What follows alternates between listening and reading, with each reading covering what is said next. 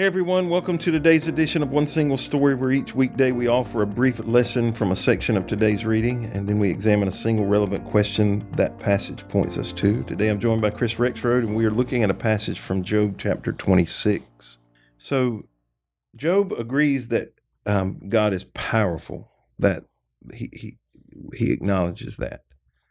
After he replies to Bildad with some sarcasm, so in verse 4 of 26, he says, "Have you enlightened my stupidity?" Job demonstrates that he is well aware of the power of God. With this broad brushstroke, he reaches out to canvas his understanding of God's great power. So he begins to lay out why he believes God is powerful. He talks about the realm of the dead. The ancient Hebraic belief about the afterlife seems to view it as the realm of the dead. Job's point implies that this place is hidden from man. Job himself is uncertain of the details of what lies beyond the grave, though he has earlier meditated on the idea of a resurrection or this life after death. But God sees even these hidden details. The realm of the dead is naked and uncovered. That's how he says it in verse 6. He talks about the planets or space. He says, Job describes God stretching out the vast night sky, a verb that gives this idea of stretching out a piece of fabric. The wording here is curious. He talks about the empty space. So we're unsure what Job had in mind when he's speaking these words. But he also accurately declares that the planet Earth hangs on nothing. Like that. When you think about how early this was proclaimed, this is pretty fascinating. Clearly has to be divine. Perhaps he was inspired with accurate information, by the Holy Spirit. Perhaps it's poetic language. It's possible. Either way, it depicts, or he's talking about or sharing about the sustaining power of God as the creator. He talks about the weather. He describes God's control of the rain clouds in verses 8 and 9. He's amazed how they hold so much water without bursting. He also uses this ancient Near Eastern figurative expression, God hiding himself on the other side of the storm clouds. And these are demonstrations of God's power over weather. He talks about the sky. Job recognizes God has power over light and darkness. He sees God as the creator and the controller of the horizons. This recalls Genesis, 3:3, where God created light and separated light from darkness. He talks about the power of the sea. Job states God controls and brings the sea to a state of calm. God's power to calm chaos is a very common concept that you find in Hebrew poetry. Job mentions a sea monster using the Hebrew word Rahab. Rahab is the name of a mythical sea monster that represents chaos in ancient Hebrew literature, not necessarily in the Bible, but in other literature, it represents chaos. This shouldn't be taken as if Job is verifying that there's an actual sea monster named Rahab, that causes chaos in the sea. We might call it the Loch Ness monster. It just depends, what your belief system is, I guess. Rather, Job's using these common mythical devices to demonstrate God's power over his creation. Over and over again, what he's trying to talk about is the power of God. He talks about the whisper and thunder. He concludes his excursion of God's power by using two words that contrast each other, whisper and thunder. He states, rarely does a whisper startle you, but thunder has that ability. He states that the things he has described so far are merely a whisper of God's power, but there is power of God that thunders in comparison to these demonstrations. So he's acknowledging his limitations to be able to describe the power of God. And there's this interesting theme of opposites in Job 25. So he talks about the realm of the dead is hidden, yet God uncovers it. And the example of planets, something is hung on nothing, and I should have said Job 26. God controls the extremes of the sky, light and darkness. God reigns in both the chaos and the calm of the sea. And when we get to the end of the book of Job, we're going to see that God reigns in the times of extremes. He is as present in suffering as he is in seasons of great blessing. His power is demonstrated by the whisper and the thunder. And so this chapter kind of poetically hints at what will be stated outright when God finally speaks for himself and Job answers God. So, Chris, let's look at a couple of things. Sometimes when tragedy strikes, like in the example of severe weather conditions, and as we record this in the last 7 days, not here, but in other places in the United States, there have been some really, really severe weather. Mm-hmm. So, like, when tragedy strikes, like the example of severe weather conditions, which take out one home but leave another standing, it's often easier to cope with these events by believing they are random, like they just randomly got that house. How does it change how a believer copes if he sees both the destruction and the preservation of tragedies as actions of God? So I watched a video this week. So we're recording on a Wednesday, so it would have been Monday or Tuesday, of some of the tornadoes that went across the Midwest, Nebraska, Mm-hmm. Oklahoma.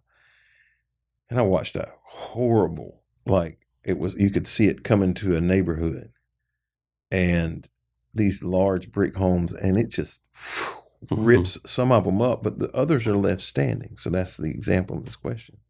How as believers, do we cope with this by understanding or trying to understand that the destruction and the preservation are both actions of God?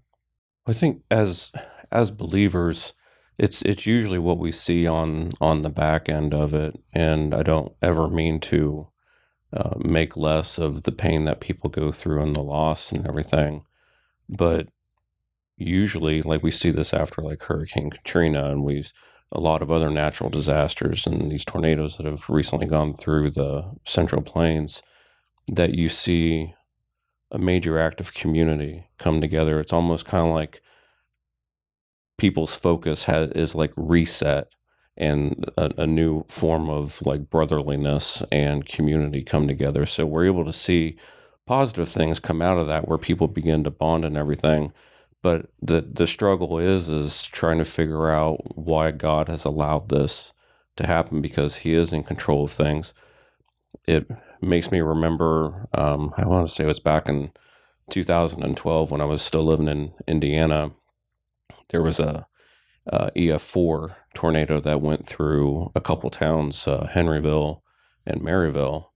And we went down afterwards as a church to help out. A lot of churches went down there to help out, and just to see the path and the destruction that went through there. And it was just like that. There were some areas that everything in the path was destroyed, but then you found some structures that just seemed like they had some shingles ripped off the roof, and it's just really hard to explain.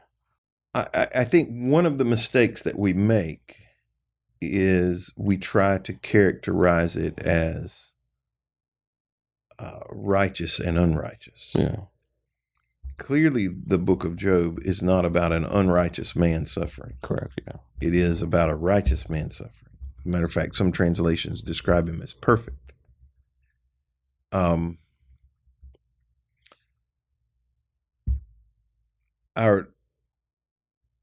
So I think that is a danger for many believers, is to say, well, we prayed it away. Well, do you not think these other people were praying? Yeah. Yeah. The old saying is there's no atheist in foxholes. There's 100% chance.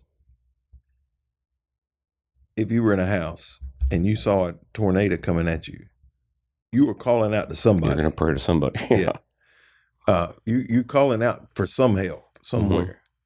I could give you some examples. I have seen people commit the same crime. One goes to prison for long periods of time. One never gets caught. Same crime, right? Why? It's those things are very difficult to explain. We want to explain them, but what we have to, what I have to rest in when I think of the greatness of God and the sovereignty of God, is that ultimately He's in control. And there is something bigger than I can see that he's accomplishing. And that person that seems like they got away, they're caught as well. God knows what they've done, and they'll eventually receive some form of justice for their inappropriate actions or whatever it is that they did. But, Sure. But I think here on earth we struggle with not seeing it. Yeah, we want to understand why. Maybe, maybe there was some good that they were going to accomplish that God thought was greater than right. the bad, the bad that they did. Maybe they were going to influence somebody in a positive way. Maybe they were going to have children, because God would know those things, that are going to be world changers, Yeah. And had he taken them away, they don't have those children. So many things. Yeah. We don't know. We just don't understand. And sometimes God might be using the one person that ends up getting the earthly punishment as something that causes the other person to straighten their act up. Right. Because you're like, like if you were out driving under the influence and you found out your coworker got picked up that night, that's gonna like put a natural scare into you. Should. Like, hey, that could have been me. I better stop doing this. Yeah, exactly. Should have been you. And so, we wrestle with this. We don't see. We can see God in the protection. We struggle to see Him in the destruction. Yeah.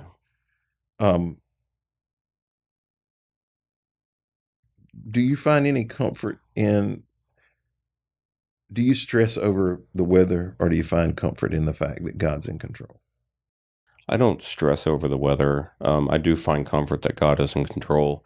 I know that there are things that are going to happen that are not going to be explainable, and I still take precautions. Like if I know that we're under tornado warning, I don't go out and play in the yard and act like it's like, oh, I'm a believer. God's not going to touch me. Right. I mean, there has to be some common sense to it, but I definitely rest in the comfort of knowing that there is a powerful being that is in control of this, even if I don't understand it.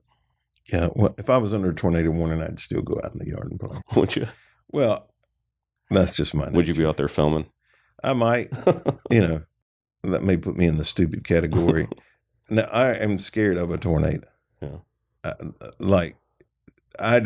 I can't think of much that is so quickly destructive, that you can't, you can't do anything about it. I mean, nothing. I've lived east of 95 pretty much my entire life. Wilmington, I was raised in Wilmington. I lived in Washington. I've lived here. So I'm doing math. So I'm 56. Out of 56 years, I have lived over 40 of them next to the water. Mm-hmm. And I'm not concerned about a hurricane. I don't get ripped up about it. And if one's coming, you have days to get ready. Yeah. I mean, if you have places that are vulnerable, now that doesn't mean you're going to be able to stave off all the damage, because water's pretty unstoppable when it starts moving. Yeah. But I've never been scared in a hurricane. I've sat through some of them. The biggest inconvenience of a hurricane is losing power to me. Mm-hmm. And I've seen some pretty bad destruction come from them, but it's just not something I get tore up about. But in the end, I trust God's in control. Yeah. And I'm going to let Him do as He chooses. And if He chooses for my house to be in the path of destruction, I will use the common sense methods that I can to try to mitigate that. Mm-hmm. But I'm going to rest in the fact that He's got a plan. Yeah. And I don't know what it is. That's what some people asked me when I was in the process of moving out this way from Indiana. They're like, well, they get hit by hurricanes there, don't they? I'm like, well, yeah. And they're like, doesn't that worry you? I'm like, because we live in Indiana, tornadoes are, we have them several times a year. But like you said, you get 3 to 7 days notice on hurricanes, tornadoes. Yeah. You never know. Yeah, you get 3 to 7 seconds. Yeah, that's it. And you have stupid cold weather. Yeah. Yeah, that's Yeah. what I would say. Yeah. Now, I would take the tornadoes over Yeah. Yeah. Tornadoes don't really bother me. I don't like the winter. minus 4 degrees Yeah. weather. You can Yeah. have that. Well, thank you for joining us today on this edition of One Single Story. We hope you'll be back with us tomorrow as we continue a conversation around the book of Job.